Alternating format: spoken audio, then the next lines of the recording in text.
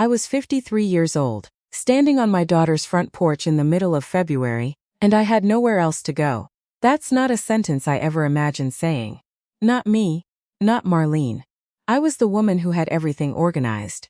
The one who kept the calendar, balanced the checkbook, remembered everyone's anniversary.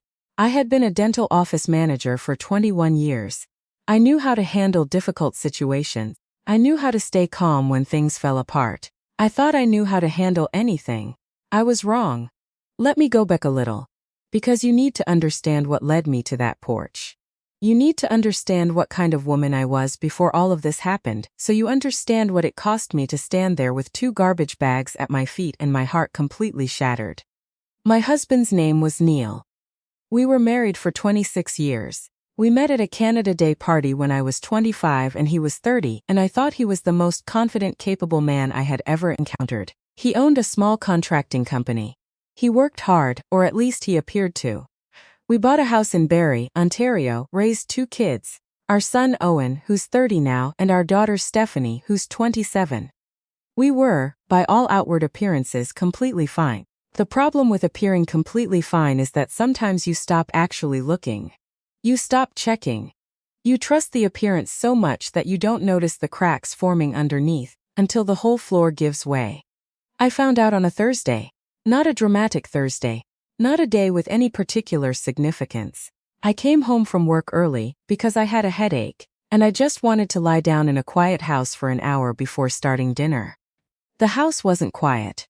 And it wasn't just Neil there. I won't go into detail about what I walked into.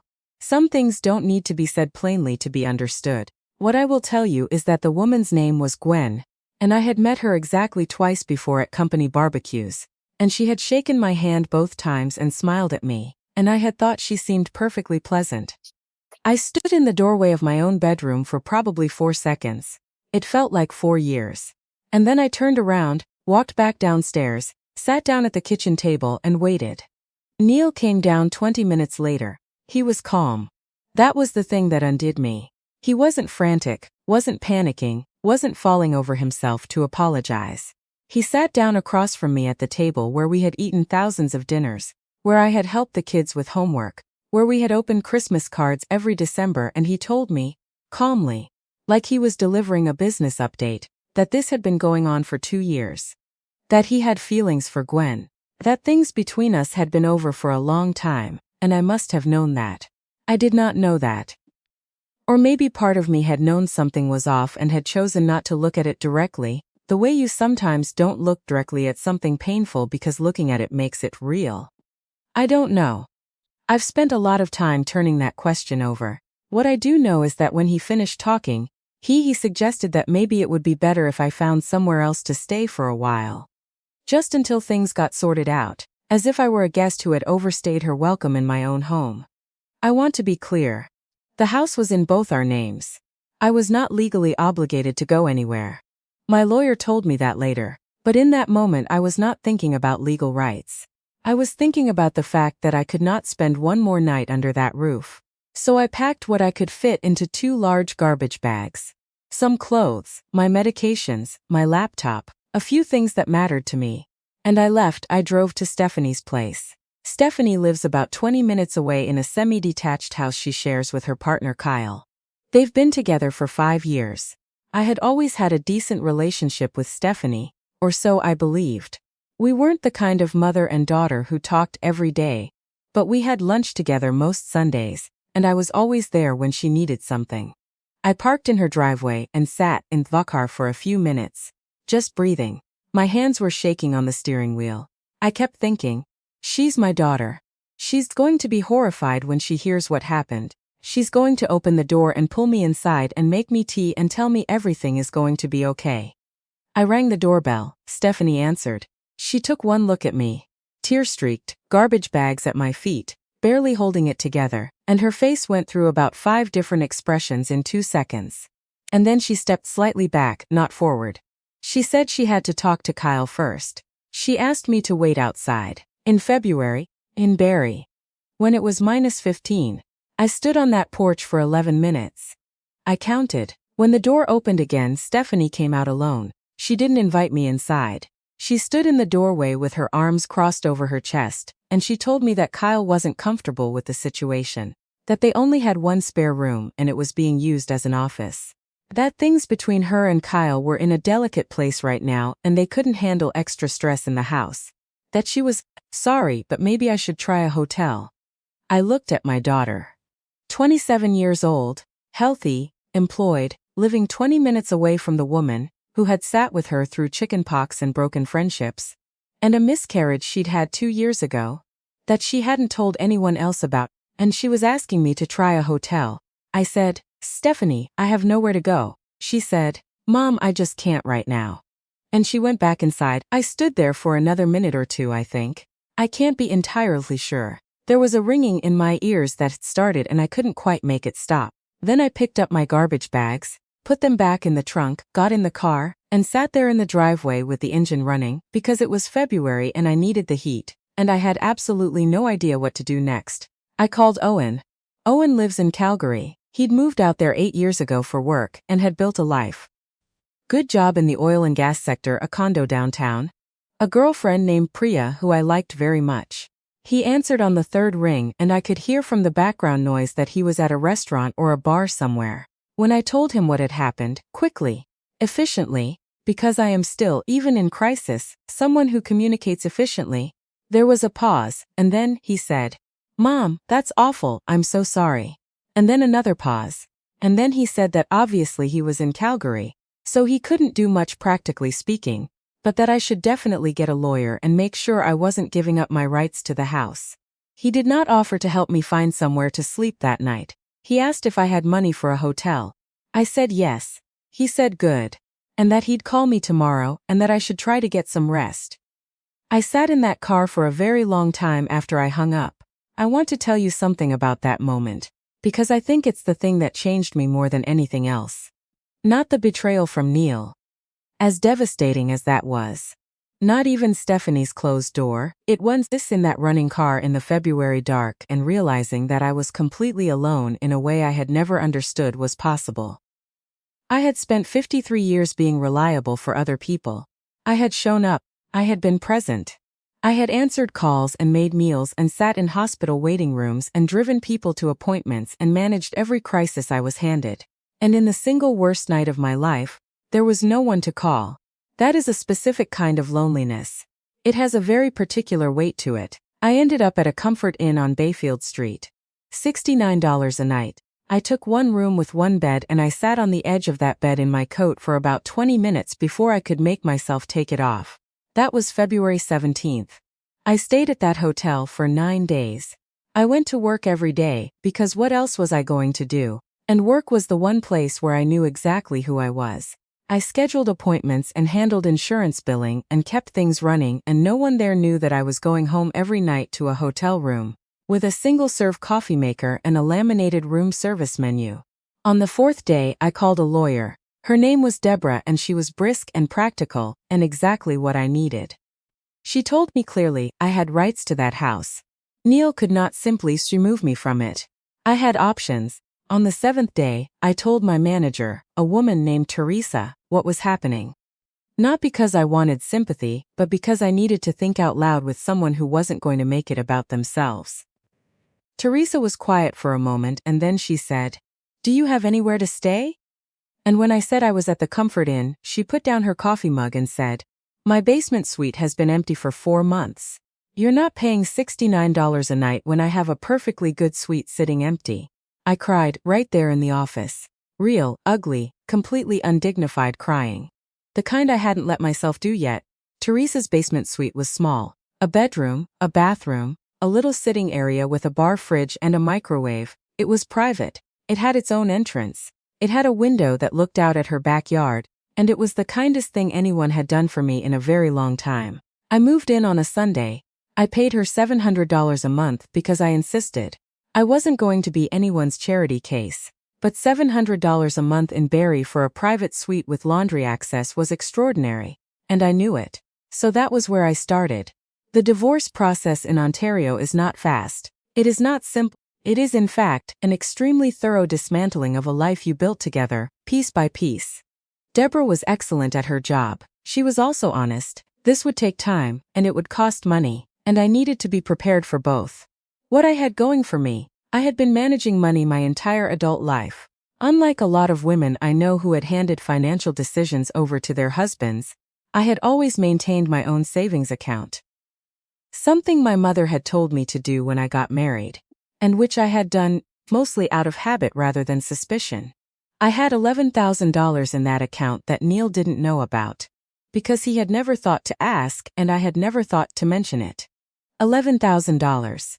It was not a lot. But it was mine, and it was untouched, and in the beginning it felt like the only solid thing I had. I also started picking up extra hours at the office. Teresa accommodated this without making a production of it. I started going in early on Tuesdays, and staying late on Thursdays, handling some administrative work that had been outsourced and bringing it back in-house. It was a spreadsheet and a phone and a filing system that needed reorganizing. But it added to my income, and income was what I needed. I also started being ruthless in a way I had never needed to be before. About what I spent. About what I kept. About what actually mattered versus what I had simply been accustomed to. I canceled the streaming services I never actually used. I started cooking almost everything from scratch. Not because I suddenly became a food person, but because a chicken bought on sale and roasted on a Sunday could feed me for 4 days in different configurations. I stopped going to the one salon I had been going to for 15 years and started getting my hair cut at the school near downtown, where the students charged $20 and were, honestly, perfectly competent. These are small things. I know they're small, but there's something that happens making intentional decisions about small things. You start to feel like you have some control back. And control, the sense that your life is actually yours to direct, was the thing I had lost most completely. Stephanie called, occasionally. The calls were awkward. She didn't address what had happened on the porch, and I didn't push her on it. She would ask how I was doing in that careful way that meant she didn't actually want a real answer, and I would say I was managing and she would say good. And we would talk about nothing for a few minutes, and then find a reason to hang up. Owen texted more often than he called. His texts were kind in a generic way. How are you holding up, Mom? Let me know if you need anything. Things you say when you want to be supportive but you're very far away and prefer to stay that way. Neil, through his lawyer, made several suggestions about the division of assets that Deborah described, with remarkable composure as creative. We disagreed on the value of the house, the division of his business assets, and the question of what constituted marital property. This went back and forth for months. I won't walk you through every step of the legal process because it is, truthfully, very tedious and very draining, and also I think it might put you to sleep. What I will tell you is that I had moments, there were several, where I sat in Teresa's basement suite in the dark and I genuinely did not know if I was going to be okay. Not financially. Emotionally. I would sit there and think about the woman I had been 6 months ago, a year ago. The one who had a house and a husband and a calendar full of ordinary things. And I would try to find the line between who that woman was and who I was now. And sometimes I couldn't find it. I started seeing a therapist named Dr. Okafor in April.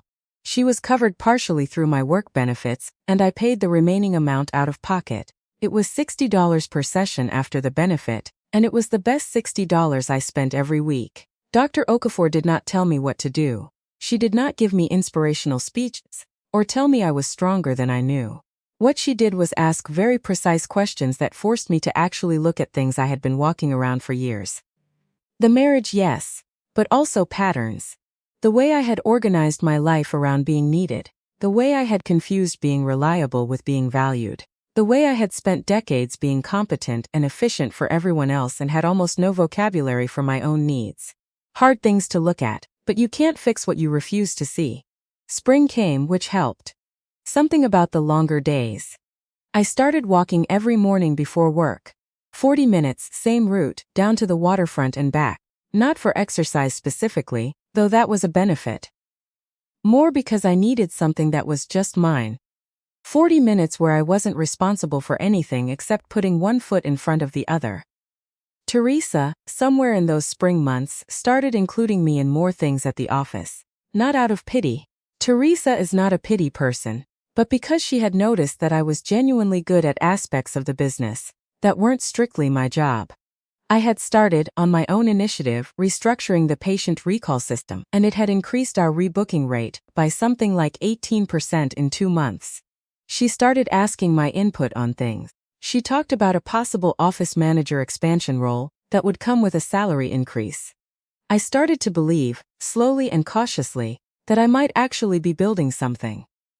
The settlement came through in September. It was 14 months after that February night on Stephanie's porch, 14 months after the hotel room and the garbage bags, and the ringing in my ears in the driveway. The house was sold. After everything, the mortgage, the legal fees, the split of assets, I walked away with just over $94,000.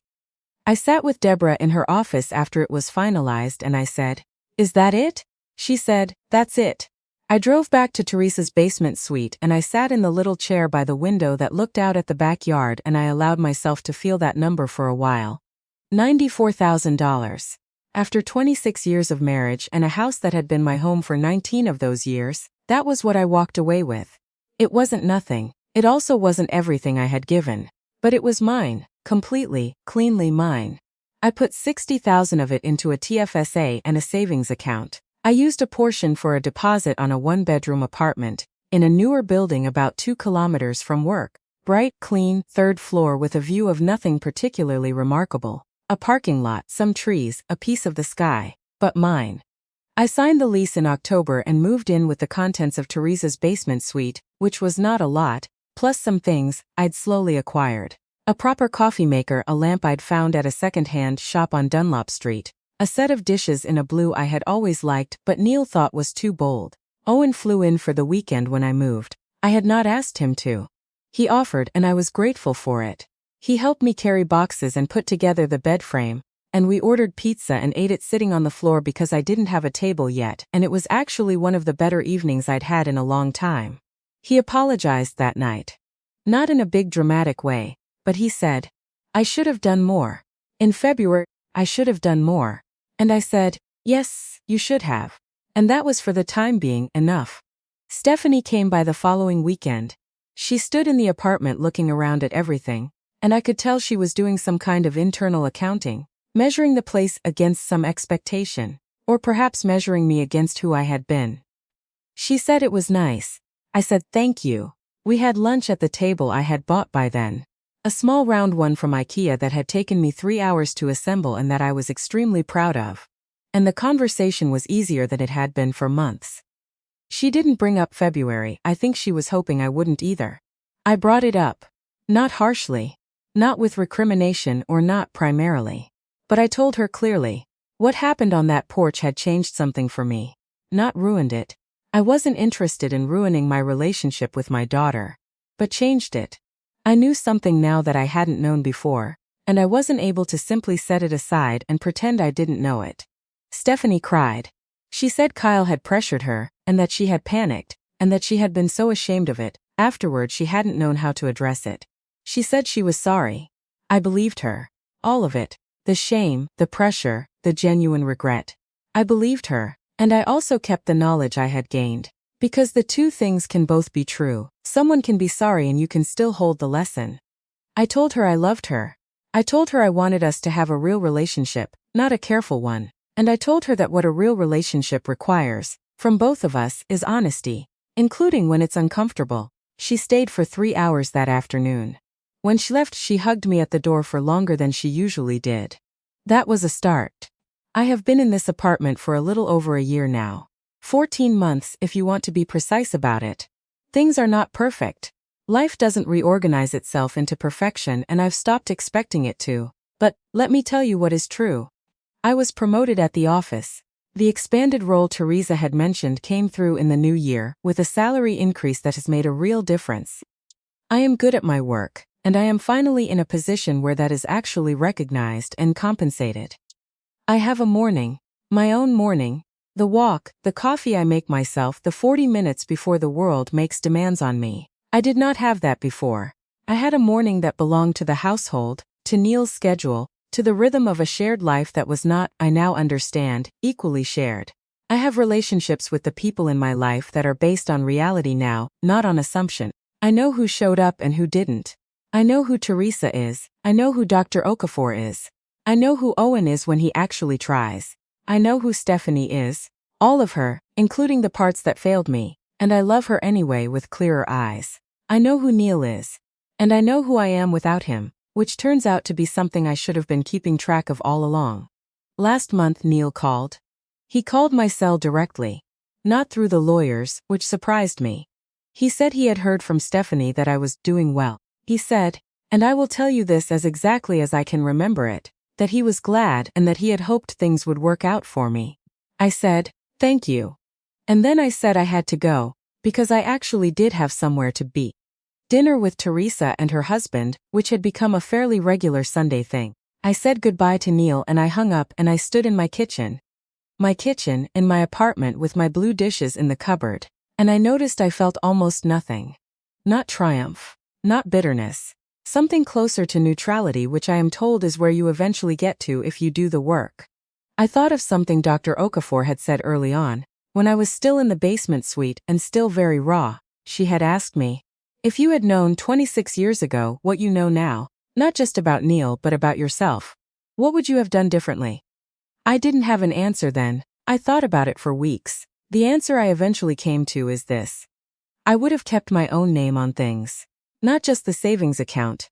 Though yes, that too, I would have kept my name on my own ambitions, my own needs. My own sense of who I was separate from the life Neil and I built together. I had handed so much of that over without noticing, one small abdication at a time, over 2.5 decades. And I don't think I would have done it so completely if I had known how hard it would be to reclaim. I am reclaiming it now, piece by piece the same way I lost it, in small decisions over time. I am 55 years old. I live alone in a third-floor apartment with blue dishes and a lamp from a second-hand shop and a table. I assembled my sidewalk every morning. I have a job I am genuinely good at and am now genuinely recognized for. I have a daughter I am slowly building something real with, and a son who is learning, at 30, what it means to actually show up. There are people who knew me 5 years ago who would not recognize the life I'm living now. Not because it's bigger or more impressive. By certain external measures, it is decidedly smaller. 1 bedroom instead of 4. A walk-up building instead of a house with a yard. Fewer things in general. But it is mine in a way that my life was not mine before. And that is the thing I would have told the woman standing on her daughter's porch in February, with 2 garbage bags and nowhere to go. It's going to be cold for a while. It's going to be the kind of cold that gets into your bones. But you are going to be fine. Not the fine you say when someone asks and you don't want to get into it. Actually fine. The kind that belongs to you. Keep going.